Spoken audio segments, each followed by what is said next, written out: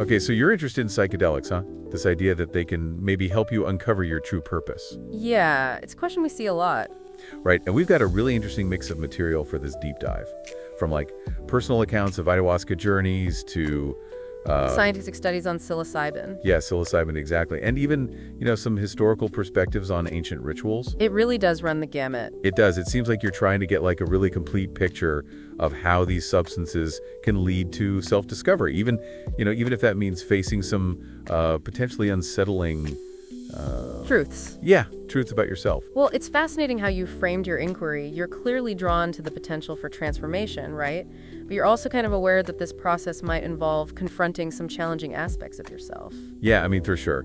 It's kind of like asking, can I strip away all the illusions I build up about myself? And really see myself clearly? But how do I do that without being totally overwhelmed by, like, what I find? That's a great way to put it. It's like embarking on this inner journey into, like, uncharted territory. Totally. So let's start with maybe some of these personal accounts, right? Marascu's ayahuasca experiences.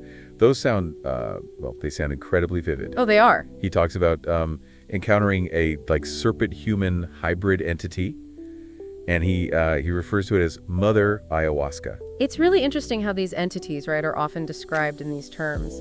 Serpents, well, in a lot of cultures, they symbolize transformation, like shedding of old skin.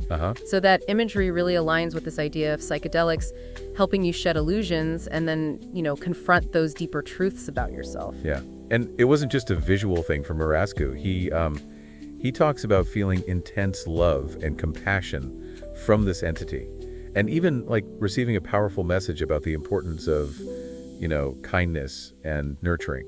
Right, and that points to a key element of these experiences. They're not just visual or intellectual, they're deeply emotional and often lead to profound shifts in values and even behavior. So it's not just about seeing things differently, it's about feeling them differently too. Yeah. Okay, so then we have Dinah, the cancer patient who participated in that, the psilocybin study at NYU.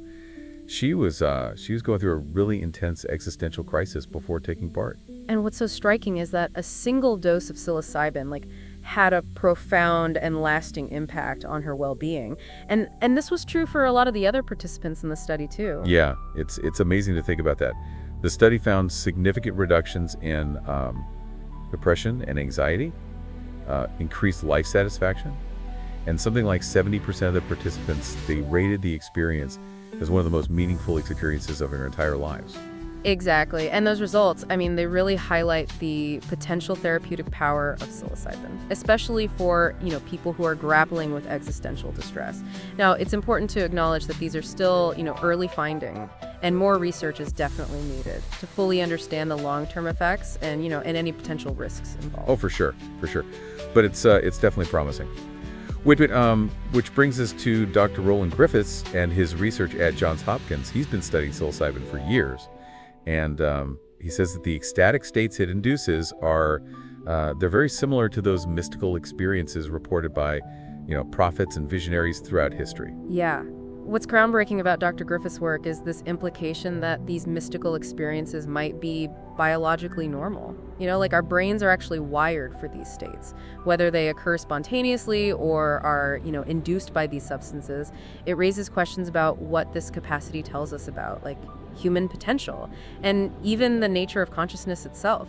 Yeah. So if we're all capable of these profound experiences, could it be that, we're tapping into a deeper truth about ourselves and the universe, when we have them? It's a question worth pondering, for sure. And it brings us back to this idea of stripping away those illusions to confront those deeper truths, right? Are we just unveiling something that's always been there? Or are we constructing a new reality, through these experiences? Right. Now, you specifically mentioned wanting to understand how to face those potentially difficult truths, right? Those truths that might emerge during these experiences. Yes. And Dinah's experience is a great example of that. She describes this feeling of always being during her psilocybin section. And she talks about this profound realization of the interconnectedness of life. and the absence of a beginning or an end. It's a classic example of what's known as ego dissolution. It's a common feature of these psychedelic experiences, basically where the sense of a separate self dissolves, right? And it leads to this shift in perspective, and often, very profound insights. It can be incredibly liberating, but also quite unsettling for some people. Yeah, you're right. It's not always easy or pleasant. These experiences can also bring up deep-seated fears and unresolved traumas, which can be pretty terrifying, really, if you're not prepared. Absolutely. That's why having a supportive environment and guidance is absolutely crucial. It's about being prepared to face, whatever arises, the light and the shadow, and having the tools to integrate those experiences in a healthy way. Which brings us back to the heart of your question, are you ready to face those truths? It seems like you're really intrigued by the potential for self-discovery with these experiences, but also maybe apprehensive about the potential for discomfort or fear. Yeah, it's a bit like staring into a deep, dark well. You're curious about what's down there, but also a little scared of what you might find, That's a really apt analogy. And that's where, this concept of integration becomes so crucial. It's not enough to simply have the experience, right? You need to make sense of it, to weave it into the fabric of your life in some way. So it's not just about the trip itself, it's what you do with those insights and revelations afterward. That's interesting. Precisely. It's like returning from some long journey with a suitcase full of souvenirs. You wouldn't just leave it unopened in the corner, right? Right. You'd want to unpack it, examine each item, and find a place for it in your home. Okay, I like that analogy. So how do you actually integrate these psychedelic experiences? What are the tools and practices that can help? Well, therapy is definitely one avenue. Having a trained professional to help you process and make sense of what you've experienced can be really invaluable.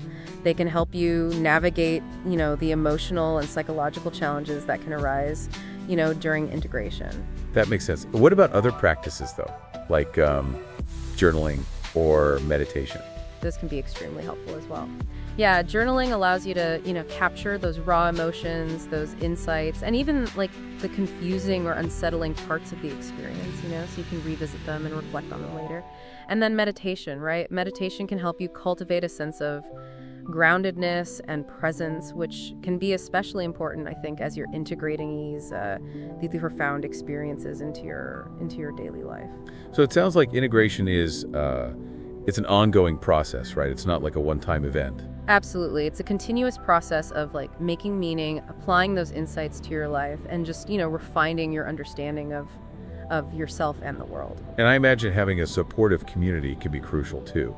People who understand and can offer, guidance and encouragement along the way. Yes, definitely. Having a community of like-minded individuals, people who have also explored these realms, can really provide a sense of validation, support, and shared understanding. It can make that integration process feel, less isolating and more manageable. Now, let's shift gears a bit and talk about the potential benefits of psychedelics, right? Beyond those personal anecdotes. Okay. We've touched on their therapeutic applications for, conditions like depression and anxiety. But what about the broader existential benefits? Well, that's where things get really interesting. Research suggests that psychedelics can help people overcome their fear of death, find a greater sense of purpose and meaning, and foster a deeper connection to nature and the universe. We saw glimpses of that in Dinah and Morowisku's stories, right? We did. But is there scientific evidence to support these claims? Yes, there is. There's a growing body of research exploring these areas. For example, studies have shown that psilocybin can lead to lasting increases in feelings of awe, wonder, and interconnectedness. All qualities that are, associated with a sense of meaning and purpose. And what about the fear of death? I mean, that's something that many people struggle with, regardless of their, spiritual beliefs. Interestingly, studies have found that psilocybin can significantly reduce anxiety and fear that's, associated with death by shifting people's perspectives on, the nature consciousness and the interconnectedness of all things. So it's not necessarily about, erasing the fear, but transforming it into a sense of acceptance and even peace. Exactly. It's like realizing that death isn't the end, but a transition into something, something larger, a return to the source from which we all came. It's fascinating how psychedelics seem to be able to tap into these deep existential questions, right? And offer these new ways of understanding ourselves and our place in the universe. It's like they're giving us a glimpse beyond the veil of our everyday perceptions, allowing us to access a different level of consciousness and connect with something greater than ourselves. Which raises another important question. If psychedelics can be such powerful tools for self-discovery and healing, why have they been so, stigmatized and demonized for so long? That's a complex question with a long and complicated history.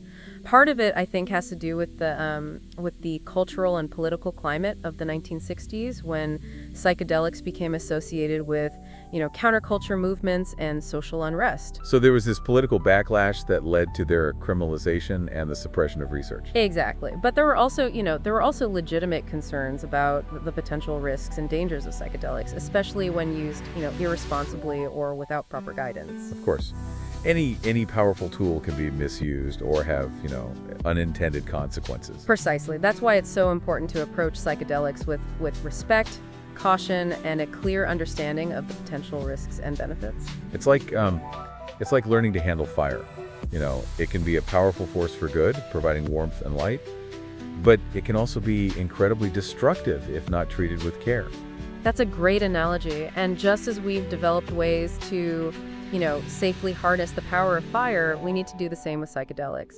So this means conducting rigorous research, establishing clear guidelines for therapeutic use, and educating the public about the potential benefits and risks. Absolutely. It's about creating a safe and responsible framework for exploring these powerful substances so that more people can benefit from their potential for healing and transformation.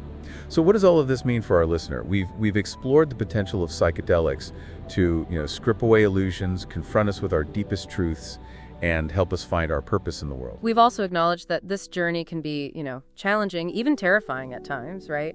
Requiring careful preparation, integration, and support. But ultimately, it seems like our listener is drawn to the possibility of something more, a deeper understanding of themselves and the universe. And perhaps psychedelics, used wisely and with intention, can be a key to, unlocking that potential within them. But the question remains, are they ready to face those deep truths that might get uncovered along the way? Yeah, are they ready to face it? That's the big question, isn't it? Are you ready to step outside your comfort zone, to challenge those assumptions you have about reality and explore those hidden depths within yourself? Yeah, it's a big question for sure. It's almost like asking, are you ready to die before you die? To let go of who you think you are and embrace the unknown. Right. It's not about physical death, of course, but a symbolic death of the ego, right? A shedding of those limiting beliefs and those patterns that prevent us from experiencing the fullness of who we truly are. That sounds both exhilarating and terrifying. Like jumping off a cliff and trusting that you'll learn to fly on the way down. It is a leap of faith in a sense, and psychedelics, it seems, can be these powerful catalysts for that leap.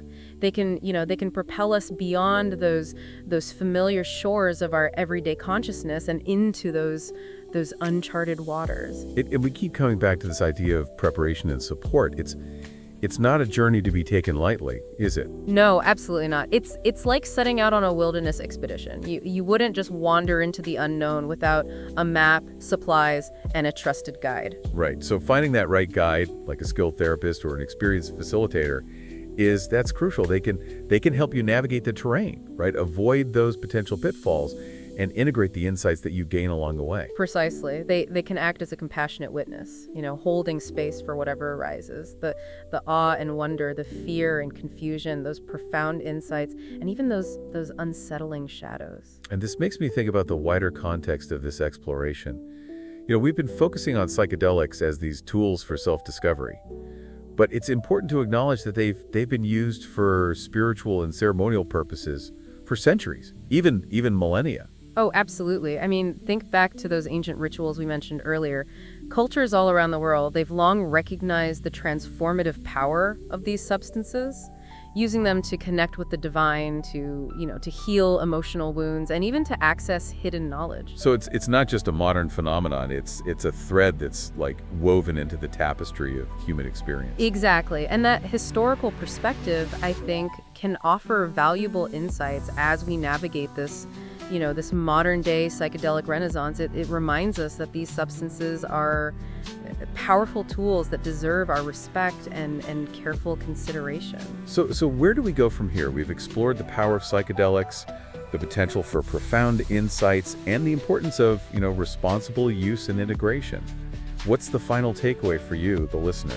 Perhaps it's this. If you're feeling drawn to this path, to the possibility of a deeper understanding of yourself and the universe, don't dismiss that curiosity. Keep exploring, keep asking questions, and keep an open mind. We've seen how psychedelics can help us confront our fears, shed illusions, and embrace a more expansive view of reality. It's a journey that requires, courage, preparation, and a willingness to step into the unknown. But as Dr. Griffiths reminded us, our very consciousness is a miracle that science can't fully explain. Maybe there are other miracles waiting to be discovered within ourselves. And perhaps psychedelics, used wisely and with intention, can help us unlock those hidden wonders. That's a thought-provoking place to leave it. It's like we're standing at the edge of this vast, uncharted territory within ourselves. And the invitation is, to explore, to discover, and to embrace the mystery. Thanks for joining us on this deep dive. 16-8 out.